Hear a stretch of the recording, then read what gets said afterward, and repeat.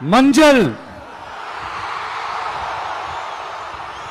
மஞ்சள் பொதுவா நல்ல காரியங்கள் ஸ்டார்ட் பண்றதுக்கு முன்னாடி இந்த மஞ்சள் எடுத்து வச்சுதான் ஸ்டார்ட் பண்ணுவாங்க.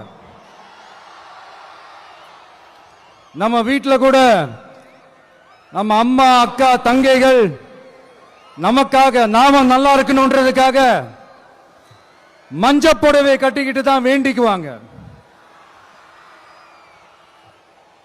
அப்படி அந்த மஞ்சள்னாலே ஒரு தனி வைப்பு தாங்க. நம்ம கொடியில கூட அந்த வைப்ரண்டான அந்த எனர்ஜெட்டிக்கான அந்த மஞ்சள் இருக்குமே, அந்த மாதிரி மங்களகரமான மஞ்சள் விளையிற பூமி தான் இந்த ஈரோடு பூமி. இங்க வந்து மஞ்சளை பத்தி பேசாம வேற எங்க போய் பேசுறது? அது மட்டும் இல்ல, இங்க ஒரு மகத்தான ஒரு மனிதரை பத்தி நம்ம பேசியே ஆகணும். இந்த ஈரோடு மண் விவசாயத்துக்கும் பேர் போன மண். இங்க நடக்கிற அந்த விவசாயத்துக்கு மிக முக்கியமான ஒரு கவசமா இருக்கிறது என்ன தெரியுமா? காலிங்கராயன் அணை, காலிங்கராயன் கால்வாய். காலிங்கராயன் அணை கட்டினதுலையும் கால்வாய் வெட்டினதுலையும் உயிரான உணர்வு பூர்வமான நிறைய விஷயங்கள் இருக்குது. அப்படி அந்த ப்ராசஸ்ல அவர் அந்த அணை கட்டும் போதும் கால்வாய் வெட்டும் போதும் ரொம்ப சோர்வடைஞ்சிட்டாராம். அப்ப அவங்க அம்மா அதை பார்த்துட்டு சொன்னாங்களாம், மகனே காளிங்கா, தயிர் வித்த காசு தாழ்வாரம் வரைக்கும் இருக்குது, மோர் வித்த காசு முகுட வரைக்கும் இருக்குது, அதை எடுத்துக்கிட்டு போய் அணைய கட்டியா கால்வாய வெட்டியான்னு சொல்லி தைரியம் கொடுத்தாங்களாம். பெத்த அம்மா கொடுக்கிற அந்த தைரியம் இருக்கு பாருங்க, அதை தாண்டி வேற எதுவுமே கிடையாதுங்க. ஒரு மனுஷனால எதையும் சாதிச்சு காட்ட முடியும். அப்படி ஒரு தைரியத்தை தான் இப்ப நீங்க என்னுடைய அம்மா அக்கா தங்கைகள் நண்பா நண்பிகள் தோழர்கள் எல்லாரும் எனக்கு கொடுத்திருக்கிறீங்க. அதே தைரியத்தை, அதே துணையா என் கூட நிக்கிறீங்க. இதை எப்படி நம்ம பிரிச்சு விடலாம்? இதை எப்படி நம்ம கெடுக்கலாம்? என்னெல்லாம் அவதூறுகள் நம்ம விஜய் மேல சொல்லி மக்களை நம்ப வைக்கலாம்? என்னெல்லாம் சூழ்ச்சிகள் நம்ம விஜய் மேல பண்ணி மக்களை நம்ப வைக்கலாம்? இப்படி சூழ்ச்சிகளை மட்டுமே நம்பி பொழப்ப நடத்துற சில சூழ்ச்சிக்கார கூட்டங்கள் இதை தொடர்ந்து செஞ்சுக்கிட்டு தான் இருக்கு. ஆனா அவங்களுக்கு தெரியாது, இது இன்னைக்கு நேத்து வந்த உறவு இல்ல. கிட்டத்தட்ட 30-33 வருஷத்துக்கு மேல இருக்கிற உறவு. ஏன் நான் சினிமாவுக்கு வந்தப்போ எனக்கு வயசு 10, அப்பல இருந்தே இந்த உறவு ஸ்டார்ட் ஆகி போயிட்டு இருக்கேன்னு அவங்களுக்கு தெரியாம போச்சு. அதனால என்ன பண்ணாலும், நீங்க என்ன ட்ரை பண்ணாலும், எல்லாத்தையும் விட்டுட்டு மக்களுக்காக வந்திருக்கிற இந்த விஜய மக்கள் ஒரு நாளும் கைவிட மாட்டாங்க. மக்கள் கூடவே நிக்கிறாங்க, கூடவே நிப்பாங்கன்னு அவங்களுக்கு தெரியாம போச்சு. என்னப்பா நிப்பீங்கல்ல? உங்களை நம்பிதாப்பா வந்திருக்கிறேன். அதான் இந்த சத்தம் தாங்க வாழ்நாள் பூரா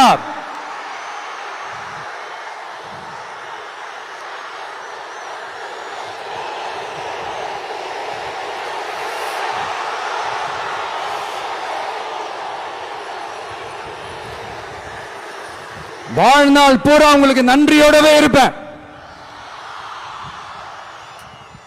இப்போ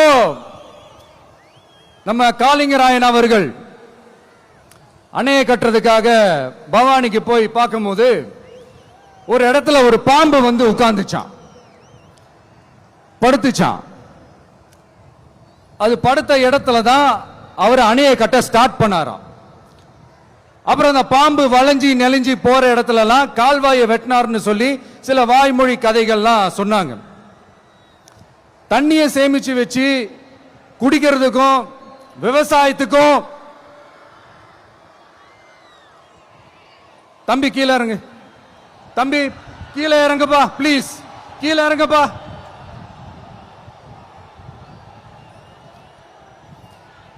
ஓகே, தேங்க்யூ தேங்க்யூ. கீழே இறங்குங்க, கீழே இறங்குப்பா. நீ இறங்கினாதான் முத்தம் கொடுப்பேன்.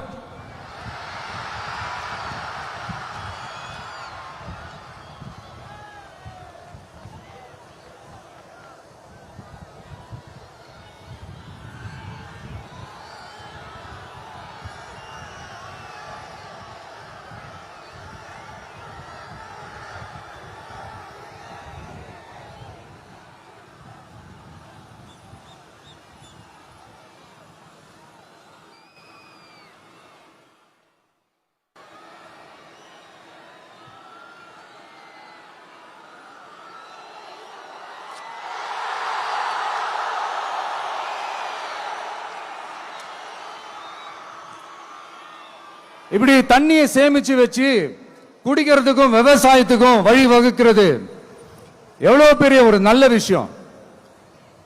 சோ இந்த மாதிரி நல்ல விஷயங்கள்லாம் செஞ்சிட்டு கதைகள் சொன்னா பரவாயில்ல, எதுவுமே செய்யாம கதைகளை மட்டும் அடிச்சு விடுறது எப்படி?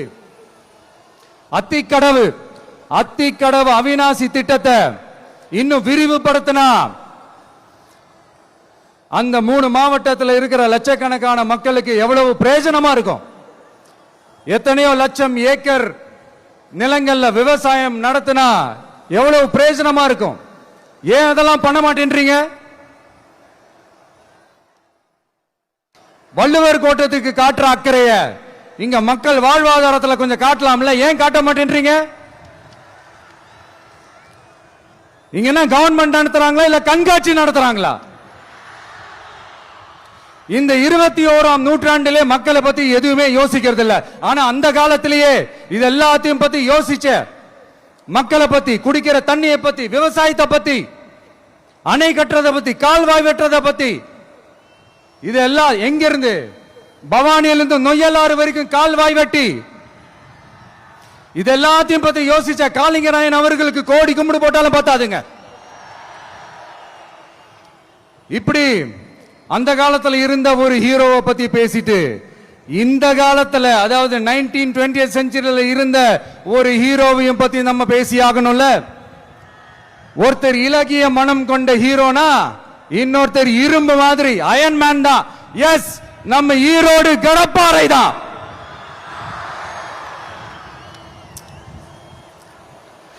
ஒட்டுமொத்த தமிழ்நாட்டையே திருப்பி போட்ட சீர்திருத்த நெம்புகோல். ஈரோடு மாவட்டத்தில் பிறந்த அவர்தான் இந்தியாவுக்கே இடஒதுக்கீடு சம்பந்தமான அரசியல் சட்டத்தை திருத்தறதுக்காக போராட்டம் நடத்தினவர் யாரு? நம்ம தந்தை பெரியாரு. 100 வருஷத்துக்கு முன்னாடியே வகுப்பு வாரி பிரதிநிதித்துவம் வேணும்னு கேட்டவர். அன்னைக்கும் சரி இன்னைக்கும் சரி ஒரு ஆச்சரியத்தோட பார்க்கக்கூடிய ஒரு மனிதர், நம்மளுடைய கொள்கை தலைவர். அப்ப அண்ணாவும் எம்ஜிஆரும் யாரு? பெரியார் அவர்கள் கிட்ட இருந்து எங்களுக்கு தேவையான கொள்கைகளை எடுத்துக்கிட்டோம்.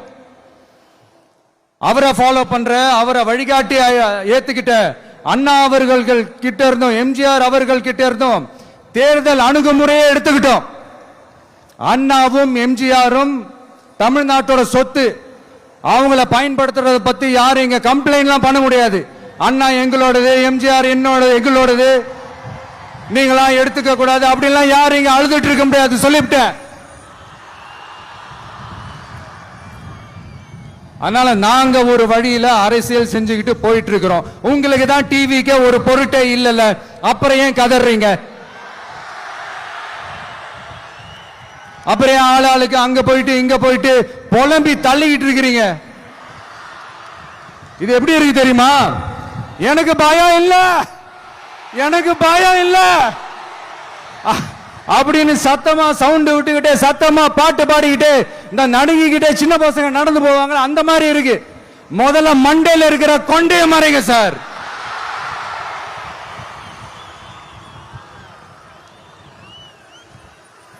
சும்மா மாறு வேஷத்துல மறு வச்சுக்கிட்டு மீடியா ஆளு ரேடியோ ஆளுன்னு இவங்க ஆளுங்களே மாத்தி மாத்தி அனுப்பிக்கிட்டு இதெல்லாம் என்ன மக்களுக்கு தெரியாதுன்னு நினைச்சிட்டு இருக்கீங்களா?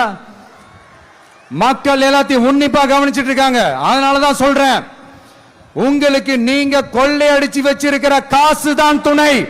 ஆனா எனக்கு என் மேல எல்லையில்லா பாசம் வச்சிருக்கிற இந்த மாசு தான் துணை.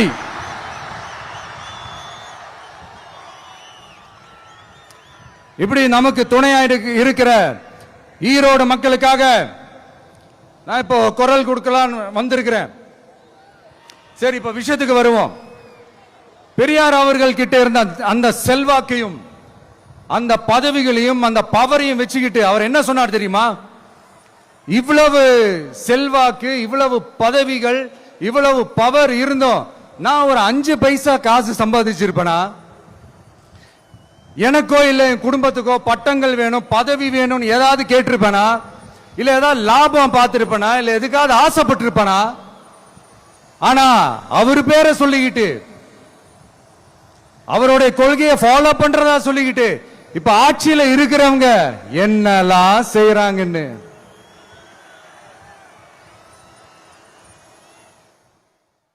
அதனாலதான் சொல்றோம், பெரியார் பேரை சொல்லிக்கிட்டு தயவு செஞ்சு கொள்ளையடிக்காதீங்கயா, தயவு செஞ்சு கொள்ளையடிக்காதீங்க. அவரு பேரை சொல்லிக்கிட்டு பெரியார் பேரை சொல்லி கொள்ளையடிக்கிற இவங்க தான் நம்மளுடைய அரசியல் எதிரி. மக்களை நீங்க சொல்லுங்க, நம்மளுடைய அரசியல் எதிரி யாரு? நம்மளுடைய கொள்கை எதிரி யாரு? ரிப்பீட், நம்மளுடைய அரசியல் எதிரி யாரு? நம்மளுடைய கொள்கை எதிரி யாரு? உங்களுக்கு புரியுது இல்ல?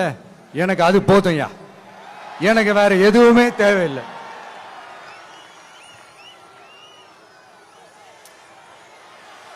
அதனாலதான்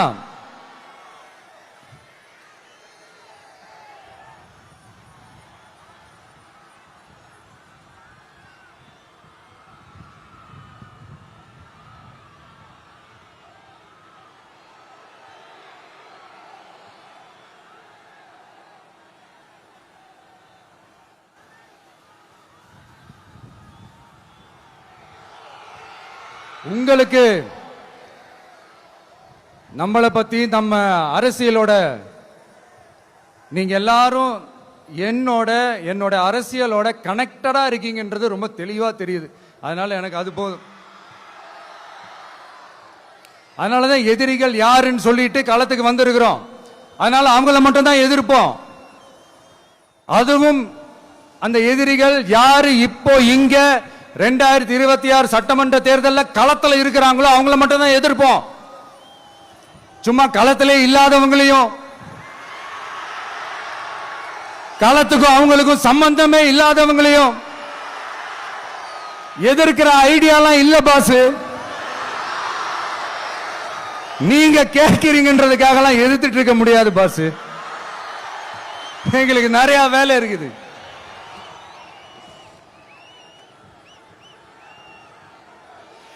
எத்தனை எத்தனை பொய்யான வாக்குறுதிகள். வந்த உடனே நீட்டை ரத்து செய்வோம், கல்வி கடனை ரத்து செய்வோம், கேஸ் சிலிண்டருக்கு மானியமா 100 ரூபாய் தருவோம், என்னெல்லாம் அடிச்சு விட்டுட்டு இன்னி வரைக்கும் கேட்கிறேன், இதெல்லாம் சொன்னாங்களே செஞ்சாங்களா? இவங்க எப்பவுமே இப்படிதான், சொல்றது ஒண்ணு செய்யறது ஒண்ணு. திமுகவும் பிரச்சனைகளும் ஃபெவிகால் போட்டு ஓட்டின ஃப்ரெண்ட்ஸ் மாதிரி ஒன்னில இருந்து ஒன்ன பிரிக்கவே முடியாது. இப்போ ஈரோடு பகுதியில் இருக்கிற பிரச்சனையை பத்தி பேசுவோம். பெரியார் பேரை மட்டும் சொல்லிக்கிட்டு எப்படி அவரோட கொள்கைகளுக்கு எதிராக செயல்படுறாங்களோ அப்படிதான் இந்த மஞ்சள் நகரத்தோட மஞ்சளுக்கும் ஒண்ணும் பண்ணல, மஞ்சள் விவசாயிகளுக்கும் ஒண்ணும் பண்ணல.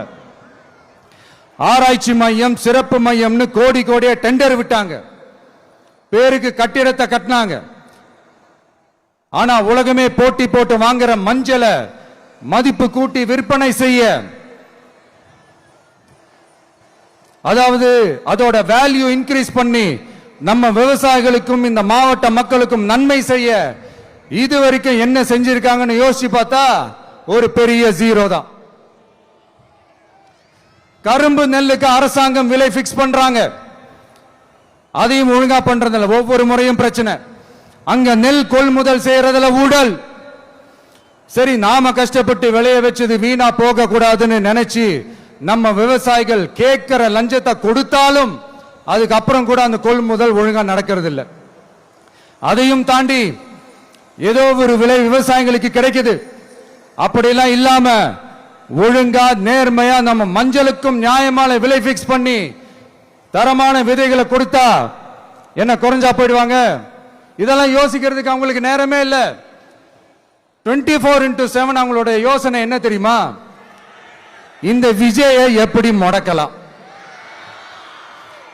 தமிழக வெற்றி கழகத்தை எப்படியெல்லாம் முடக்கலாம், அப்படிதான் அவங்களுடைய சிந்தனையே 24x7. எத்தனையோ வருஷத்துக்கு முன்னாடி நம்ம காளிங்கராயர் நதிகளின் இணைப்புக்கு முன்னோடியா இருந்தார். பவானி ஆத்துல வர அதிகமான தண்ணீர் அணை கட்டி தேக்கி தண்ணீர் வறட்சியான பகுதிகளுக்கு அனுப்பினாரு. ஆனா இன்னைக்கு இவ்வளவு நவீன வசதிகள் இருந்தோம், இவ்வளவு சயின்ஸ் வளர்ச்சிகள் இருந்தோம், இவ்வளவு டெக்னாலஜி வளர்ச்சிகள் இருந்தோம், அவங்க வாக்குறுதியில் ஒண்ணு கொடுத்தாங்கல்ல, பவானி நொய்யலாறு அமராவதி 6 இணைப்பு திட்டத்துக்கு ஒரு துரும்ப கூட கிள்ளி போடல. வாக்குறுதி நம்பர் 103 சொன்னாங்களே, செஞ்சாங்களா? சரி, இதாவது ஒரு பெரிய ப்ராஜெக்ட் வைங்க. ஆறுகளை சுத்தப்படுத்த பல்லாயிரம் கோடி நிதி ஒதுக்குவோம், தமிழ்நாட்டில் உள்ள ஆறுகளை சுத்தப்படுத்துவோம்னு சொன்னாங்களே, செஞ்சாங்களா? ஆனா ஆத்து மணலை கொள்ளையடிக்கிறதுல மட்டும் வேலையை கரெக்டா செய்வாங்க. இதை நான் ஏன் திரும்ப திரும்ப சொல்றேன்னா, மக்களே நீங்க புரிஞ்சுக்கணும். கொஞ்சம் மசந்தா மற்ற மாவட்டங்கள்ல மணல் காணாம போன மாதிரி, மலைகள் காணாம போன மாதிரி, நம்ம மாவட்டத்தில் தனி வளத்தை கொடுத்த செம்மண்ணும் காணாம போறதுக்கு வாய்ப்பு இருக்கு மக்களே.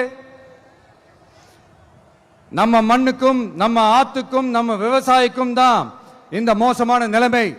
அதனால ஏதாவது தொழில் செஞ்சு பிழைக்கலாம்னு பார்த்தா அதுக்கும் எங்க விடுறாங்க?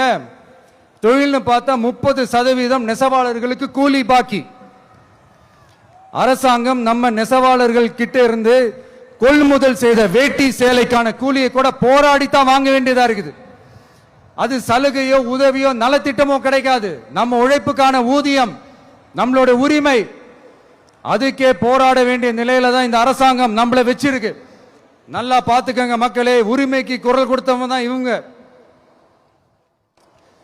சிறு குறு தொழில்கள் பீக் ஹவர்ஸ் சார்ஜ்னு கரண்ட்டுக்கு அநியாய விலை வச்சு அதையும் செய்ய விடாம நம்மளை முடக்கிறாங்க. அந்த பீக் ஹவர்ஸ் சார்ஜ் கொள்ளையால எத்தனை வருஷமா எவ்வளவு பேர் பாதிக்கப்படுறோம், எவ்வளவு தொழில்கள் பாதிக்கப்படுது. நாமளும் கத்துறோம், போராடுறோம், கோரிக்கை வைக்கிறோம்.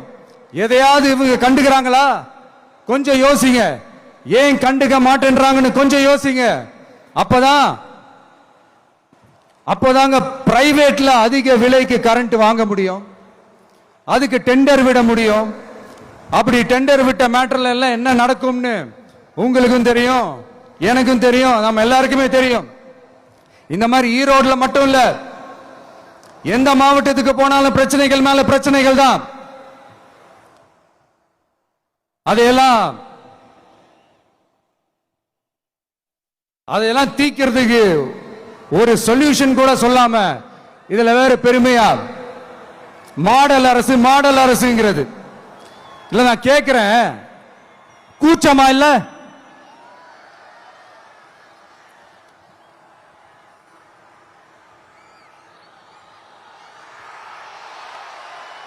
இதெல்லாம் கேட்டா அப்படியே நம்ம பக்கம் யூட்டர்ன் அடிச்சு வந்துருவாங்க. விஜய் என்ன அரசியல பேச மாட்டேன்றாரு, விஜய் என்ன சினிமா டயலாக் மாதிரி பேசுறாரு. விஜய் நான் பஞ்ச் டைலாக் பேசுறாரு, விஜய் நான் 10 நிமிஷம் தான் பேசுறாரு, 9 நிமிஷம் தான் பேசுறாரு. நான் எத்தனை நிமிஷம் பேசினா உங்களுக்கு என்ன சார்? நான் எப்படி பேசினா உங்களுக்கு என்ன சார்? உள்ள விஷயம் என்னன்னு பாருங்க சார். ஒவ்வொரு மாவட்டத்துக்கும் போய் மக்கள் ஃபேஸ் பண்ற பிரச்சனைகளை எடுத்து பேசிட்டு இருக்கிறேன். பின்ன அது அரசியல் இல்லாம வேற எதுதான் அரசியல்? உங்களை மாதிரி தனிப்பட்ட முறையில தரக்குறைவா அசிங்கமா பேசுறதுதான் அரசியல்னா அந்த அரசியல் நமக்கு வராது. வராதுன்னா நல்லாவே வரும். உங்களை விட எனக்கு அது நல்லாவே வரும். வேணான்னு விட்டு வச்சிருக்கிறோம். அப்புறம் உங்களுக்கு நமக்கு என்ன வித்தியாசம்? காஞ்சிபுரத்தில் நாம பேசும்போது இந்த மாதிரி உங்களால் அமைக்கப்பட போற ஆட்சியில நம்ம ஆட்சிக்கு வந்த உடனே என்னெல்லாம் செய்ய போறோம்ன்றது சிலது சொன்னோம். அதையெல்லாம் தப்பா புரிஞ்சுக்கிட்டு இப்போ சொல்றேன், விளக்கமா சொல்றேன். நான் சலுகைகளுக்கு எதிரானவன் கிடையாது. மக்களுக்கான சலுகைகளை இலவசம்னு சொல்லி அசிங்கப்படுத்துறதுல எனக்கு உடன்பாடு கிடையாது. மக்கள் காசுல மக்களுக்கு செய்யறதை எப்படி இலவசம்னு சொல்லுவீங்க? அப்படியே செஞ்சிட்டாலும் ஓசில போறேன்னு சொல்லி அசிங்கப்படுத்துறீங்க. என்ன கேட்கறதுக்கு ஆள் இல்ல நினைச்சீங்களா? மக்களுக்கு ஒண்ணுன்னா இந்த விஜய் வந்து நிப்பா, இந்த விஜய் வந்து கேள்வி கேட்பா. இந்த விஜய் எப்பவுமே மக்கள் பக்கம் தான். அதே மாதிரி மக்களும் என் பக்கம் தான். என் மக்கள் மானத்தோட மரியாதையோட கௌரவத்தோட வாழணும். என் மக்கள் யாருக்கும் கீழே கிடையாது.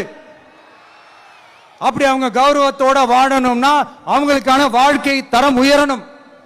வாழ்க்கை தரம் உயரணும்னா அவங்களோட வாழ்வாதாரம் உயரணும். வாழ்வாதாரம் உயர்ந்தாதான் பொருளாதாரம் உயரும். பொருளாதாரம் உயர்ந்தாதான் வசதி வாய்ப்புகள் உயரும்.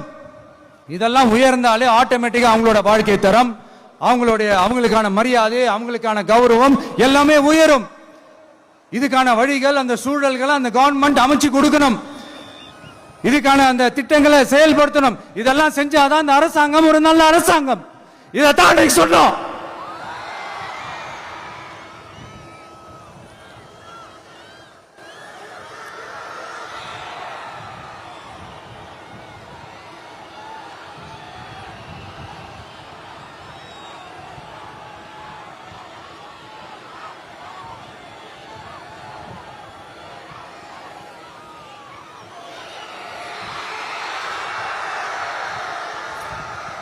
இதைத்தான் இன்னைக்கு சொன்னோம். உடனே சொன்னா மட்டும் போதுமா? எப்படி செயல்படுத்துவீங்க? நாங்க என்ன வாயிலே வடை சுடுறதுக்கு டிஎம்கேவா? டிவிகேடா?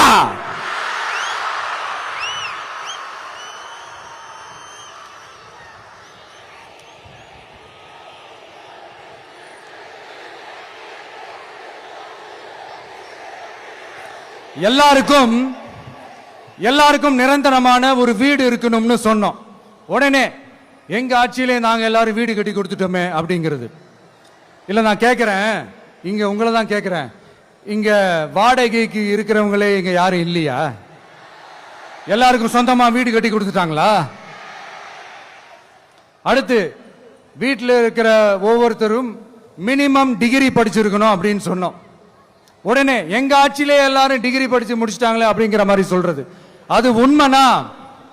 ஸ்கூல் லெவல்லையே டிராப் அவுட்ஸ் அதிகமானது யாரோட ஆட்சியிலங்க?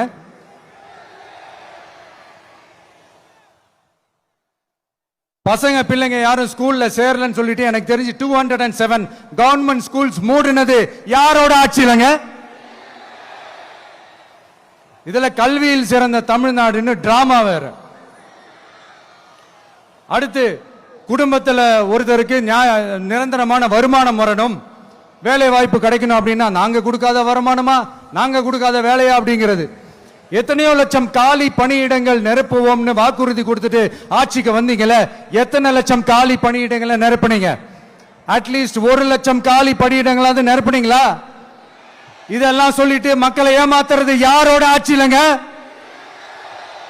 அடுத்து ரொம்ப முக்கியமா பெண்களுக்கு பாதுகாப்பு இல்ல, சட்டம் ஒழுங்கு சரியா இல்லைன்னு சொன்னா தமிழ்நாட்டில் பெண்கள் பாதுகாப்பு தான் அதிகமா இருக்குதான். நீங்க சொல்லுங்க மக்களே, பெண்கள் பாதுகாப்பு இருக்கு, சட்டம் ஒழுங்கு சரியா இருக்கு? அவங்க சொல்றது உண்மையா? அவங்க சொல்றதை நீங்க ஏத்துக்கிறீங்களா? சத்தமா கேக்குதா சார்? இதுதான் ரியாலிட்டி, இதுதான் நிஜம். நம்மளுடைய ஆட்சியில சட்டம் ஒழுங்குல சமரசமே இருக்காது. அதனாலதான் இவ்வளவு ஸ்ட்ராங்கா சொல்றோம், தைரியமா இருங்க மக்களே. இந்த மாதிரி விஷயங்கள்லாம் நம்ம மக்கள் கிட்ட எடுத்து சொன்னா உடனே இந்த இது எடுத்துட்டு வந்துருவாங்க.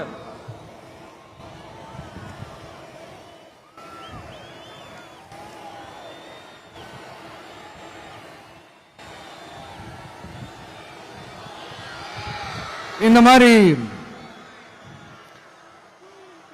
இதெல்லாம் என்னென்ன செய்ய போறோன்றது சிலதெல்லாம் காஞ்சிபுரத்தில் சொன்ன மாதிரி சொன்னா எல்லாத்தையும் தப்பு தப்பா திருச்சி பேசிக்கிட்டு அவதூறு பரப்பிக்கிட்டு. நான் கூட யோசிப்பேன், எம்ஜிஆர் அவர்களும் மேடம் ஜெயலலிதா மேடம் அவங்களும் ஒரே வார்த்தையில சொல்லி இந்த திமுகவை காலி பண்ணாங்கல்ல. நான் கூட யோசிப்பேன், ஏன் இவ்வளவு ஹார்ஷா பேசுறாங்க, ஏன் இவ்வளவு ஹார்ஷா அவங்கள திட்டுறாங்கன்னு யோசிச்சது உண்டு. இப்பதானே புரியுது. அவங்க ரெண்டு பேரும் சொன்னதை இப்ப நானும் ரிப்பீட் பண்றேன். திமுக ஒரு தீய சக்தி, திமுக ஒரு தீய சக்தி, திமுக ஒரு தீய சக்தி, திமுக ஒரு தீய சக்தி, தீய சக்தி, தீய சக்தி, தீய சக்தி. என் நெஞ்சில் குடியிருக்கும் ஈரோடு மக்களே,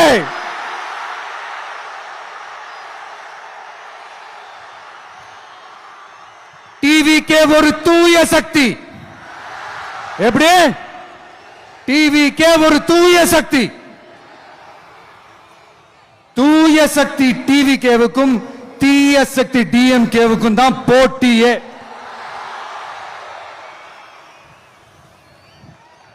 என்ன முடக்கலாம்னு நினைக்கிறீங்க, ஆனா இந்த சத்தத்தை ஒரு நாள் உங்களால முடக்க முடியாது.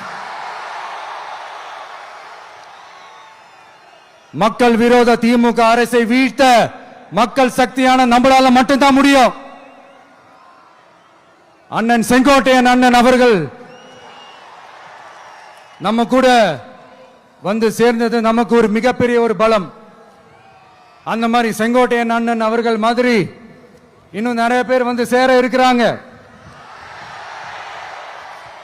அவங்க எல்லாருக்குமே அந்த உரிய அங்கீகாரத்தை கொடுப்போம். அது மட்டும் இல்ல, அப்புறம் இன்னொரு விஷயம் சொல்ல மறந்துட்டேன்.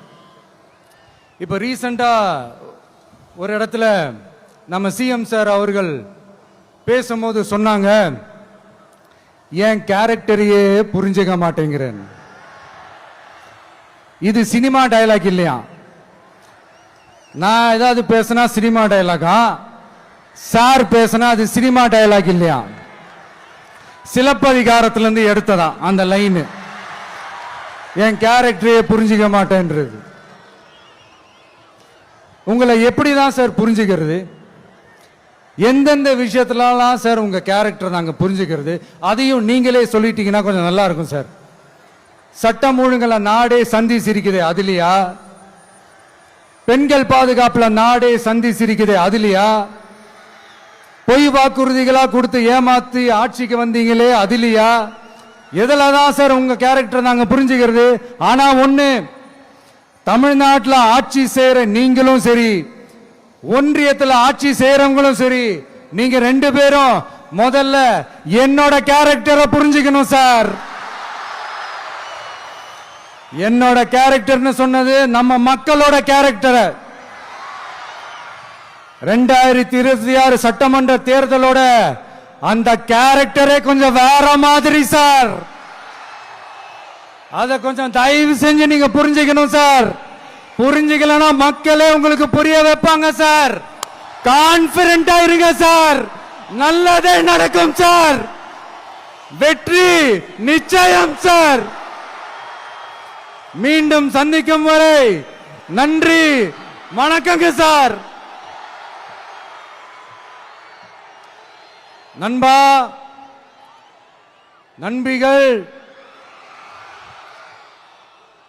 இங்க வந்து எல்லாம் வந்து பார்த்தோம், எல்லாம் நல்லபடியா நடந்தது.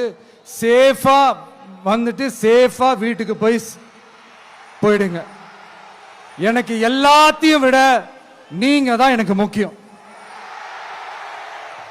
தயவு செஞ்சு சேஃப்டியா போயிட்டு வாங்க. ஒரு ஈரோடு செல்ஃபி ஒன்று எடுப்போமா?